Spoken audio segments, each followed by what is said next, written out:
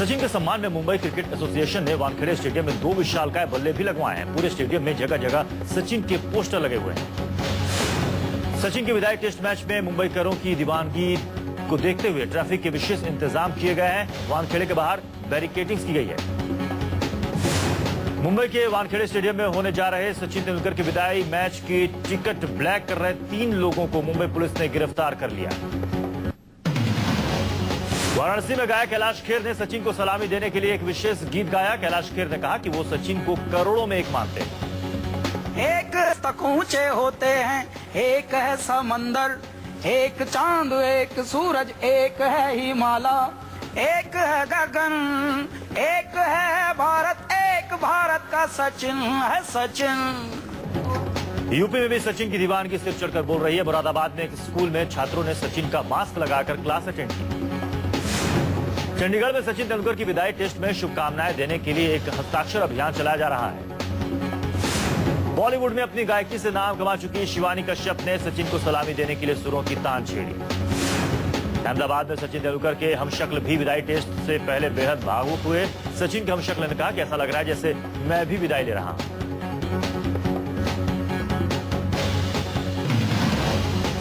सचिन को सलामी देने के लिए उनके फैंस ने राजकोट में विदाई गीत बनाया।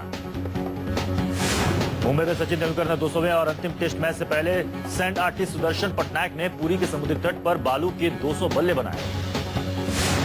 सचिन को पूरा देश शुक्रिया कह रहा है। लखनऊ में भोजपुरी गायक सुरेश कुशवाहा ने अपने ही अंदाज में सचिन को सलामी दी। मुंबई में अंधेरी के राजा गणेशोत्सव मंडल ने सचिन को विदाई देने के लिए रंगोली बनाई। कहा सचिन का जवाब नहीं। लाल कृष्ण आडवाणी ने भी उन पलों को याद किया जब एक डिनर पार्टी में सचिन और धोनी उनके घर आए थे। आडवाणी ने सचिन को हिंदुस्तान का सबसे महान क्रिकेटर बताया। नरेंद्र मोदी छत्तीसगढ़ में होने वाले विधानसभा चुनाव के दूसरे दौर के लिए धुआंधार प्रचार कर रहे हैं। छत्तीसगढ़ में की 5 रैलियां, मोदी के निशाने पर रही कांग्रेस से सवाल पूछते हुए मोदी ने कहा कि कांग्रेस अपने सीएम उम्मीदवार का नाम क्यों नहीं घोषित करती है। एक ओर छत्तीसगढ़ी तो दूसरी ओर धोखाधड़ी। मोदी की पहली रैली बेमेतरा में हुई। राहुल गांधी पर हमला बोलते हुए कहा, राहुल ने कहा था कि उन्होंने इतने करोड़ दिया तो क्या छत्तीसगढ़ को जीत दिया।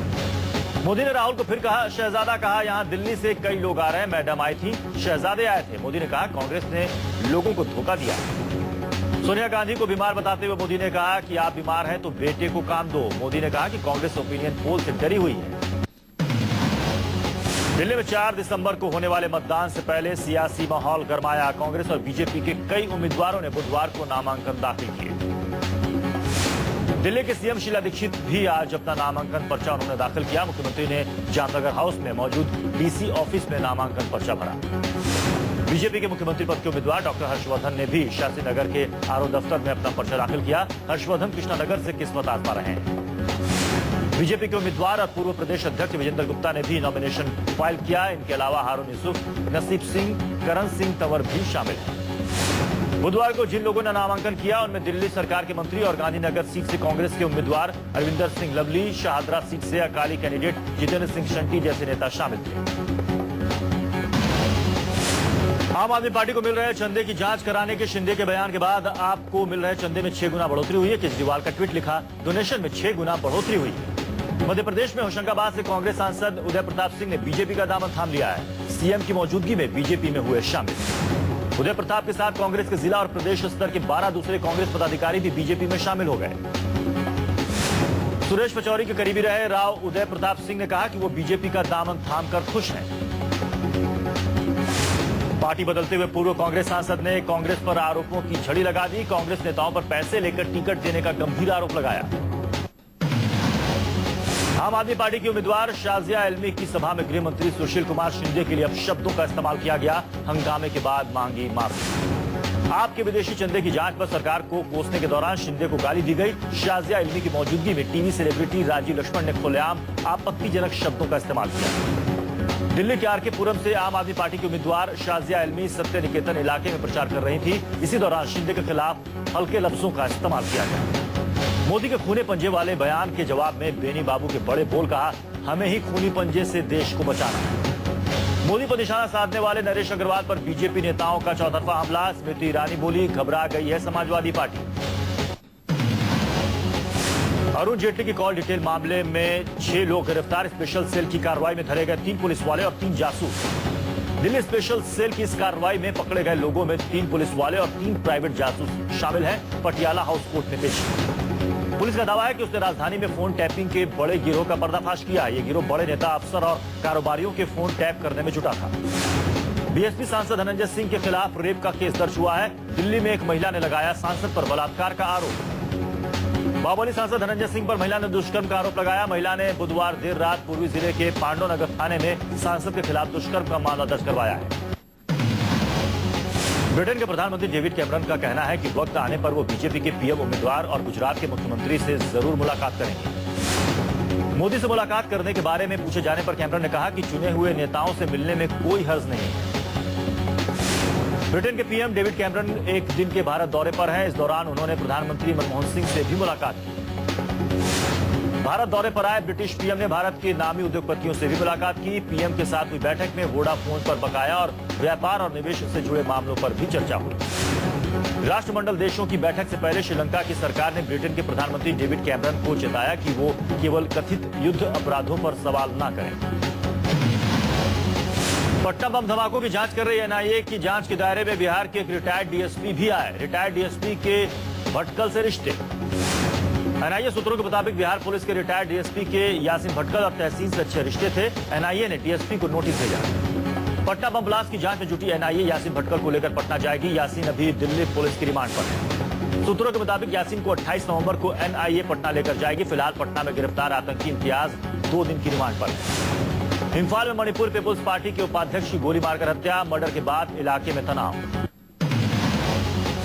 कर्नाटक के हावेरी में बस में बर्लिन बस बनी वॉल्वो। चलती बस में आगजनी से 7 की मौत।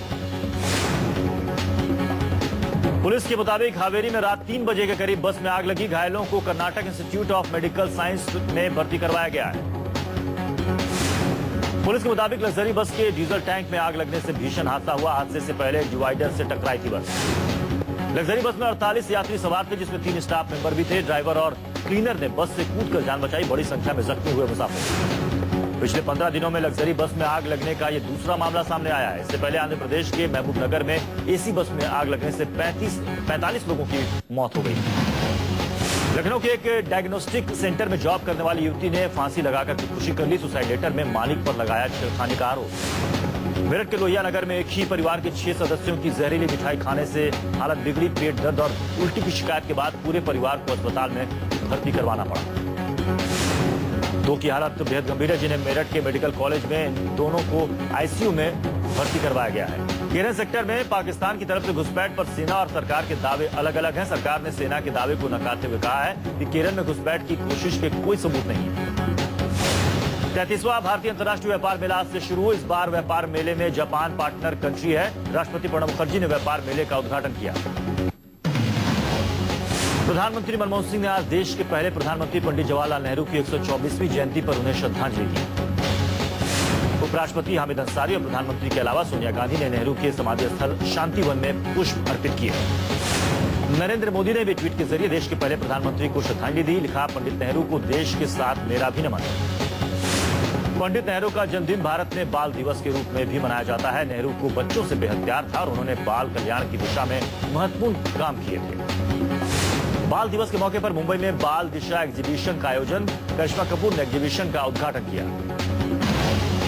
विप्रो के अध्यक्ष और सूचना प्रौद्योगिकी के देश के सबसे बड़े उद्योगपति अजीम हसन प्रेमजी हिंदुस्तान में दान देने वालों की लिस्ट में टॉप पर है। अजीम हसन प्रेमजी ने सामाजिक कार्यों के लिए पिछले साल 8,000 करोड़ रुपए दान में दिए।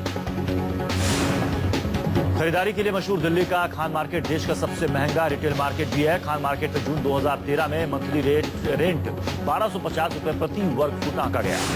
सबसे महंगे रिटेल जगहों की ग्लोबल रैंकिंग में खान मार्केट दुनिया का 28वां सबसे महंगा रिटेल बाजार रहा। सब्जी समेत दूसरे खाद्य उत्पादों के महंगा होने से थोक मुद्रास्फीति अक्टूबर में बढ़कर 7% पर पहुंच गई है। यह चालू वित्त वर्ष में इसका उच्चतम स्तर है।